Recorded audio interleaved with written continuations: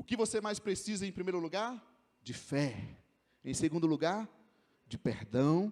E em terceiro lugar, eu vou chamar aqui de aceitação. Eu preciso de aceitação. Aí tem uma discussão que a gente fala assim, não é a gente que precisa aceitar Jesus, é Jesus que precisa nos aceitar. Será? É apenas para refletir. Eu entendo muito bem quando a gente fala, não é a gente que precisa aceitar Jesus. Você já aceitou Jesus na sua vida? Eu entendo muito bem que a gente quer dizer que nós não somos merecedores de nada, e é verdade, nós não somos merecedores de nada. Mas a questão é o seguinte, eu te pergunto, Jesus já não nos aceitou? A gente diz que é Jesus que precisa nos aceitar, mas eu vou dizer para você que Jesus já nos aceitou.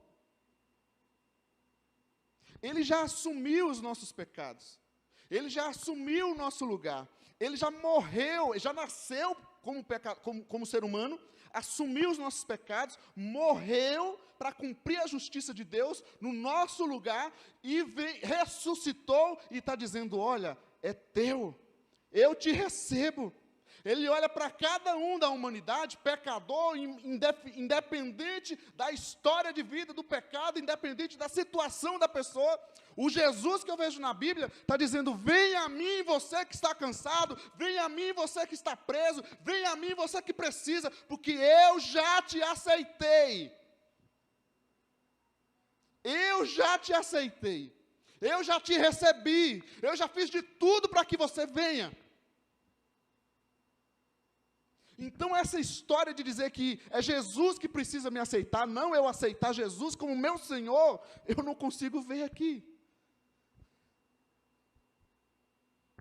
Porque Jesus já me aceitou. Quem sabe você não está se aceitando, não está aceitando o amor de Deus pela sua vida, não está aceitando o perdão de Deus pela sua vida, não está aceitando os planos de Deus para a sua vida. Então eu preciso de aceitação, aceitar o plano de Deus, aceitar Jesus como meu único e suficiente Salvador. Amém, gente?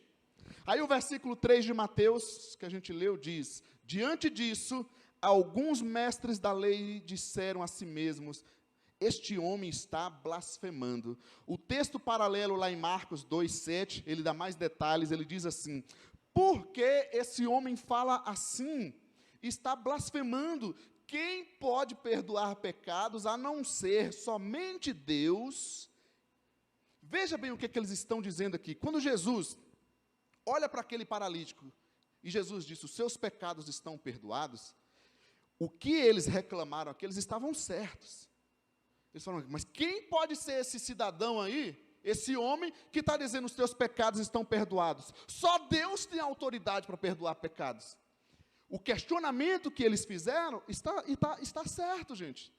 Aonde está o erro deles aqui? É que eles não entenderam que aquele homem que estava ali não era somente homem, era o Deus vivo na terra, curando e perdoando pecados.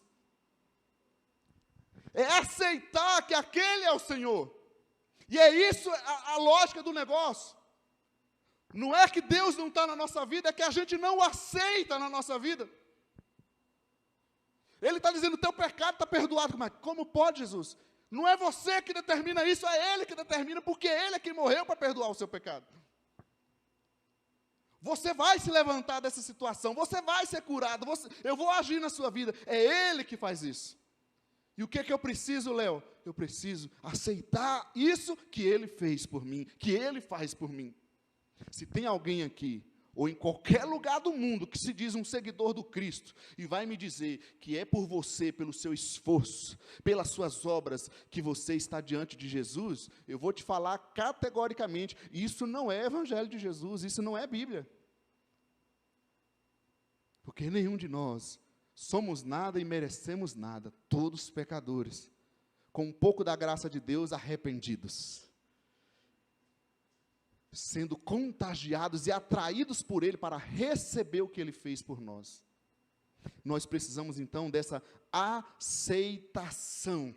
aceitá-lo como Deus, aceitá-lo como Senhor. Como eu mostrei no texto, eles queixaram de Jesus: quem é este homem para dizer os teus pecados estão perdoados? Só Deus pode perdoar pecados. E eles estavam certos. Os que eles não entenderam e não aceitaram é que aquele homem chamado Jesus era Deus.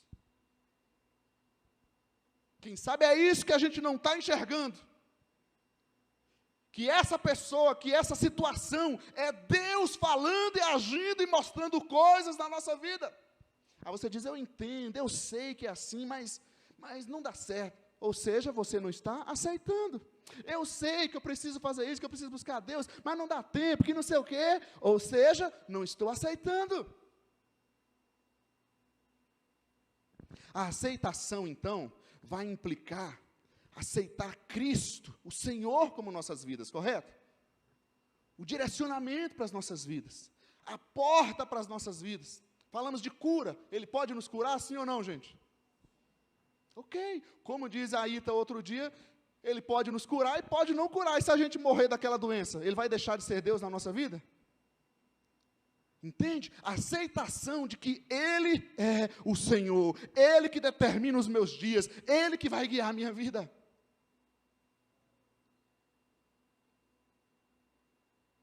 Eu preciso aceitar, de aceitação, aceitar o Cristo como Senhor na minha vida, aceitar o seu senhorio sobre a minha vida, e deixar Ele guiar, deixar Ele dirigir, deixar Ele operar na minha vida, até mesmo nas tribulações, nas dificuldades. Dizer: Senhor, eu estou contigo, Senhor, eu vou continuar firme no Senhor. Agora, por que essas pessoas aqui não reconheceram, não aceitaram Jesus?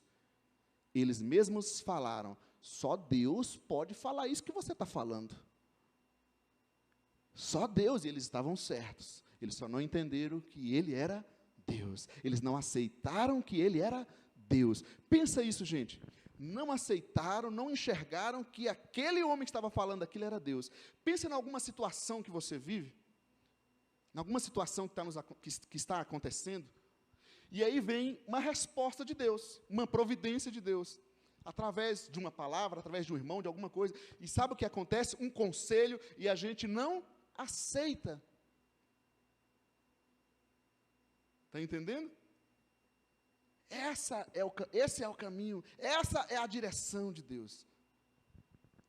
E por que eles não aceitaram? Versículo 4 desse texto mostra: conhecendo Jesus seus pensamentos, disse-lhes: por que vocês pensam maldosamente em seus corações? Aqueles homens viram algo tremendo. Como que ele pode dizer: os teus pecados estão perdoados? Só Deus pode fazer isso. Era para acender a luzinha da fé. Mas tem um detalhe: o coração deles era cheio do mal. Eles não conseguiam aceitar o Cristo, não havia fé. Lembra de uma situação, no livro de Atos, capítulo 8, de Simão. Simão é um texto interessante que diz que ele ouviu a palavra e batizou.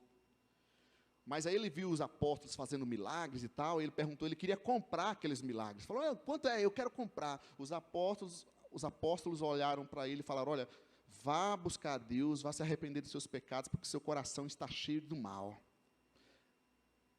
Então, acontece o seguinte: o que às vezes nos impede de aceitar o senhorio, a vontade de Deus, o poder de Deus sobre nossas vidas? É porque há uma maldade no nosso coração. O orgulho, o mal, porque o ser humano é mal. Então, queridos, o que nós mais precisamos? Para mim, isso falou demais ao meu coração. Acima de qualquer coisa, eu preciso de fé. Vamos examinar a nossa fé. Eu realmente creio em Jesus Cristo. Eu preciso do perdão de Deus. Olhar para a minha vida, olhar para a palavra de Deus e buscar mudanças a cada dia, porque nós estamos nesse processo. Antes de ser curado, antes de ser renovado, antes de ser abençoado com aquela situação, quem sabe que a gente busca, o Senhor pode estar dizendo o seguinte: você precisa primeiro se arrepender, você precisa primeiro de perdão. Mas eu preciso também de aceitação. Jesus tem dado sinais, feito coisas. Quem sabe você, como esses homens aqui, tem visto que, peraí, o que está acontecendo aqui? Mas olha que Ele é Deus, que Ele é Senhor. Ele dirige. Se é essa porta que Ele está abrindo, se é desse jeito que está acontecendo, siga, vá em frente. Se é no deserto que a gente está passando nesse momento, eu vou no deserto e vou com Ele. O que eu não vou fazer é deixar Ele fora da minha vida. Amém ou não amém, gente? Você concorda com isso? Podemos orar nessa noite, então?